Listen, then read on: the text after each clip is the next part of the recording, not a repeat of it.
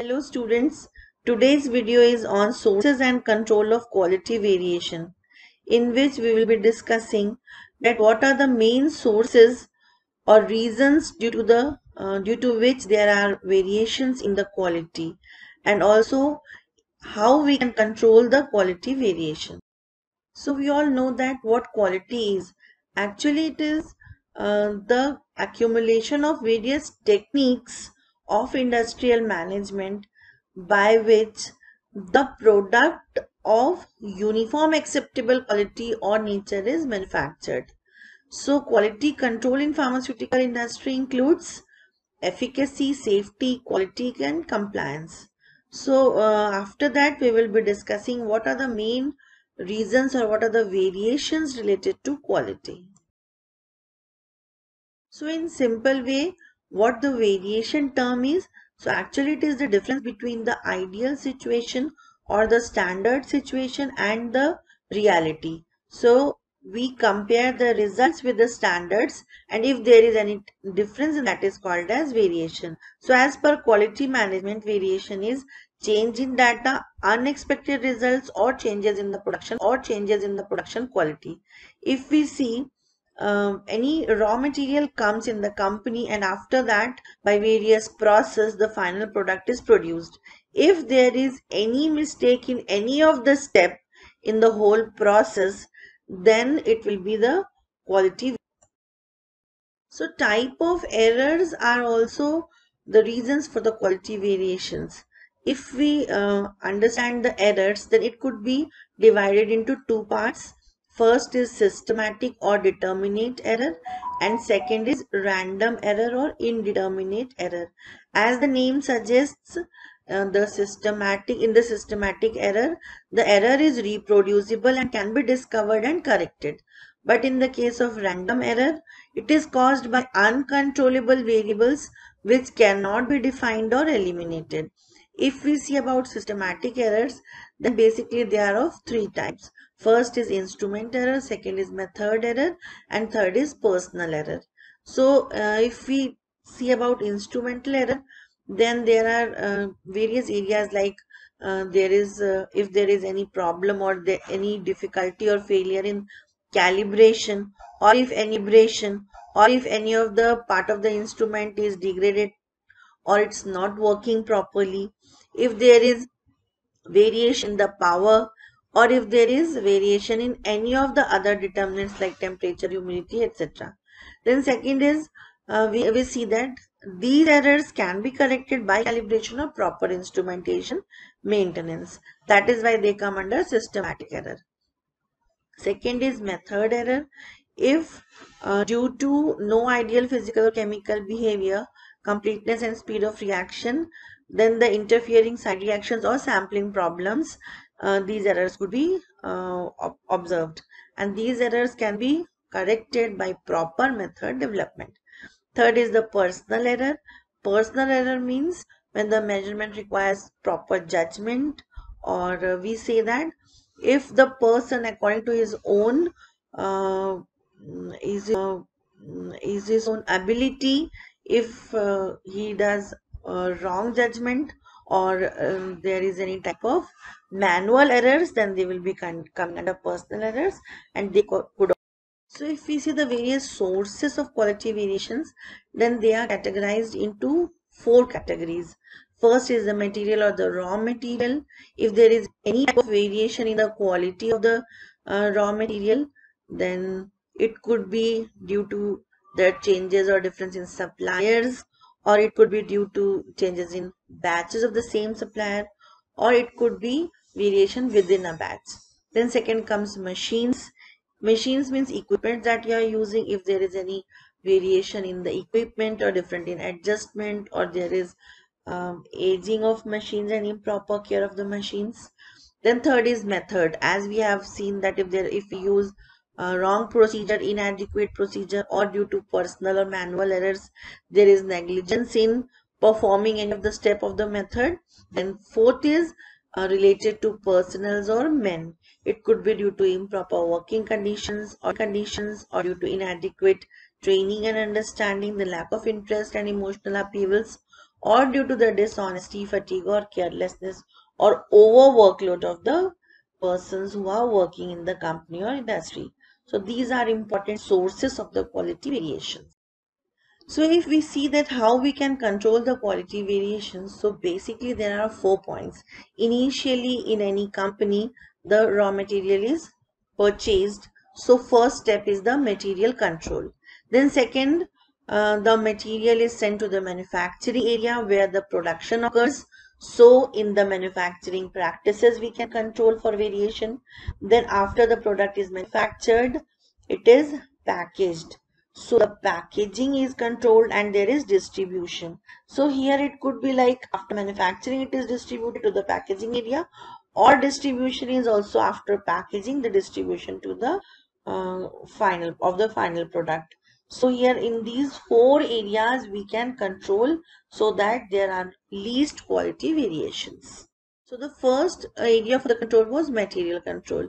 So initially, after the purchasing is completed, the raw material is received in any industry or company. The raw materials include all the type of drug substances, the additives or excipients, as well as the packaging and printed material, labels, etc.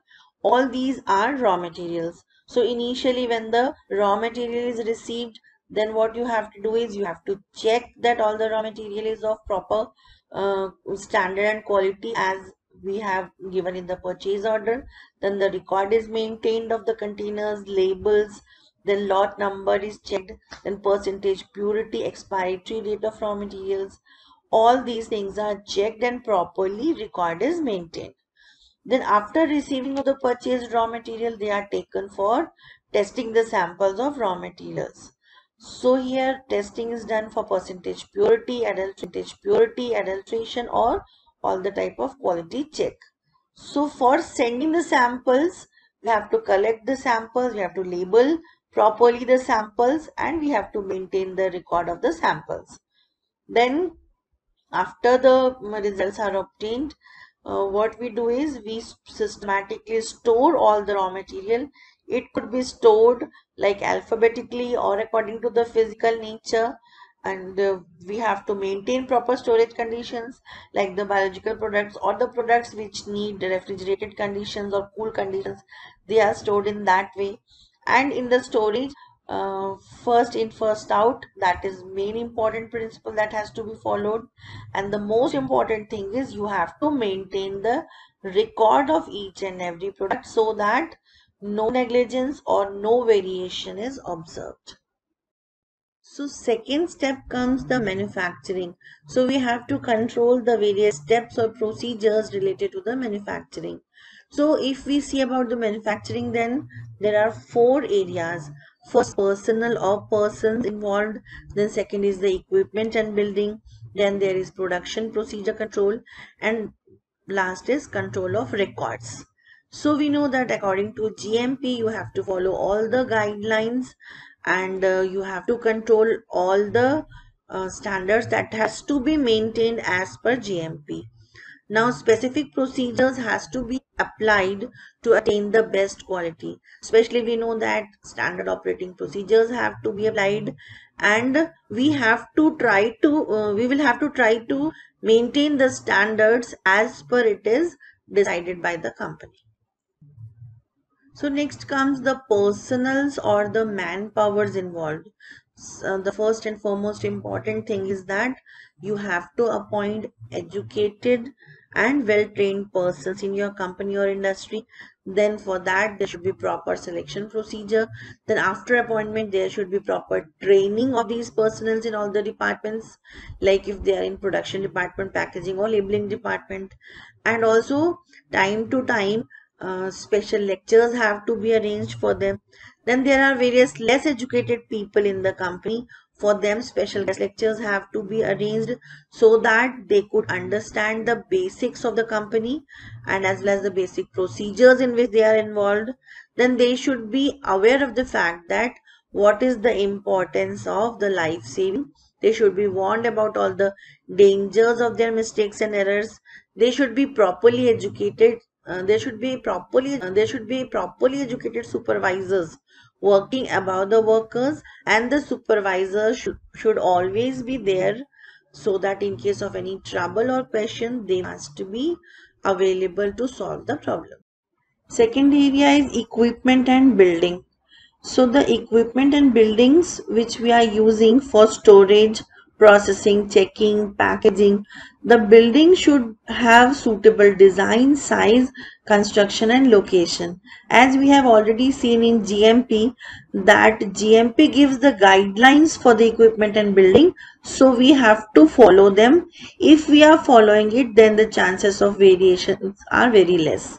Then in the case of equipments, they should be well constructed, they should have proper size, then proper way of using, it should be clean, it should be free from the defects or any type of breakages, and we should take care that the complete batch should be processed at all at once, because if we are bifurcating the batches, then there is chances of errors. Then the surface of equipment should also be non-reactive, non-absorptive and non-additive. So these are the especially the areas in which we have to take care of, so that we can avoid the quality variations or we can avoid the errors. Next important point is that we have to control the records of each step. That is, we have to maintain properly the records, we have to write each and everything, so that the variations could be detected at the correct time and it could be solved properly. So the important category of records that are maintained are master formula record and batch production record. So first type of record is master formula record. Master formula record is prepared for each product separately. And the most important thing is that for maintaining each record, it should be well signed by a competent and responsible person. It can be, if any other person prepares the record, but it should be well checked, well signed, so that if others are following, then they follow the correct thing.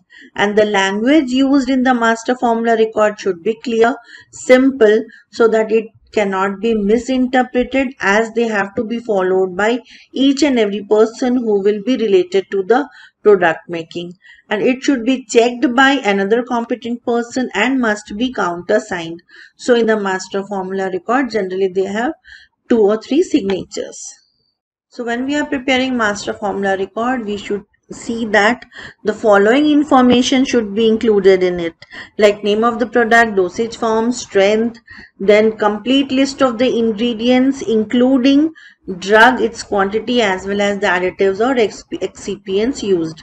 Then the quality should be expressed properly by weight or volume of each and every ingredient. Then standards or specifications of each ingredient should be well explained. If there are any calculations, then any calculated excess of an ingredient should be well mentioned there. Then theoretical yield and termination of process procedures should be present in master formula record. Then manufacturing and control instructions, specifications, precautions related to that formulation, and the complete description of the containers, closures, labeling requirements, packaging and other finished material requirements. Means each and everything related to that product should be well explained in the master formula record. Next comes batch production record.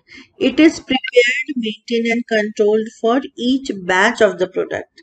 It is generally retained for about 5 years after the product is distributed. And the batch production record should have following informations in addition to master formula record, like batch number, code number, manufacturing date and expiry date. So we know that when any material or when the raw material is received, and after that there is complete production procedure in which the material is converted to the finished product.